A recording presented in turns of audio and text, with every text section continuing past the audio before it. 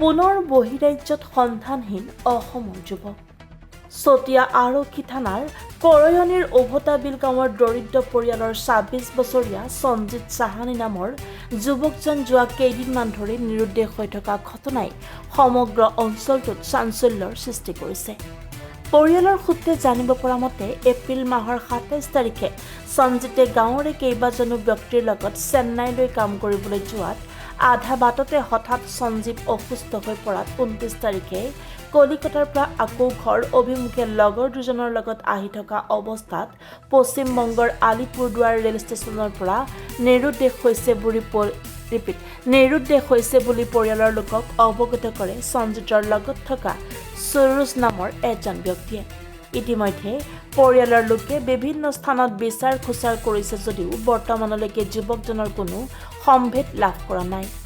ঘটনা সন্দৰ্ভত পৰিয়ালৰ লোকে চতিয়া আৰক্ষী থানাত নিৰুদ্দেশ সম্পৰ্কীয় এখন এজাহাৰ দাখিল কৰিছে যদিও বৰ্তমানলৈকে আৰক্ষীয়ে ব্যক্তিগৰাকীৰ কোনো সন্ধান উলিয়াব পৰা নাই।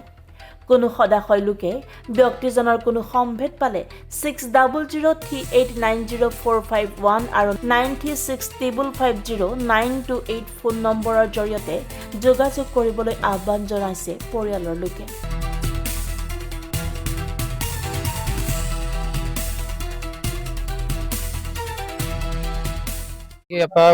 গলো চেন্নাইলে যাব যাওঁতে আমি কলকাতা গলো। কলকাতা ট্ৰেইনত গলো, গৈ তাৰ পৰা যাব নোৱাৰিলো আৰু উভতি আহিলো। উভতি অহাৰ পিছত সি ক'লে মই ঘৰত যাম, এতিয়া অলপ বেমাৰী হলে। বেমাৰী হওঁতে মানে তেনেকে বেমাৰী নহয়, তেতিয়া ভালে আছে খাই বই। তেতিয়া ক'লে মই ঘৰত যাম, ক'লে ব'ল ঘৰতে যাওঁ, টিকেট কাটি আহোঁতে আলিপুৰলৈকে আহিলো। আলিপুৰ আহোঁতে এওঁ দাদা আছে একটা, এওঁ দাদা তেতিয়া আহিলো। আহি সি ফটকে আমাক ক'লো তাক তই খালে মেলে। পিছত মই ক'লো মই খুওঁ, সি ক'লে ঠিক আছে খোৱা, মই শুই আছো। এওঁ খুদিলো খুইছে তো বোলে মই খুইছে, তেতিয়া মই খুই দিলো। খোৱাৰ পিছত আলিপুৰত আহিছে, গাড়ী ৰখালে প্ৰায় 10 মিনিটমান বোলে। এওঁ ক'লে বোলে মানুহটো নাই, যদি মানুহ নাই বিচাৰিব লাগিব। আমি বিচাৰোতে গলো, গৈ এই ইয়াত পাই তাৰপিছত মই কোকৰাঝাৰত গৈ নামি গলো।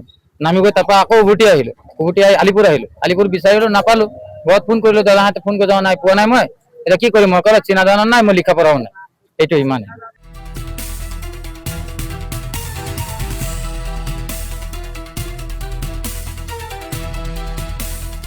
চতিয়াৰ পৰা চাহিদুৰ ইছলামৰ ৰিপৰ্ট, এনি ভাৰত 24।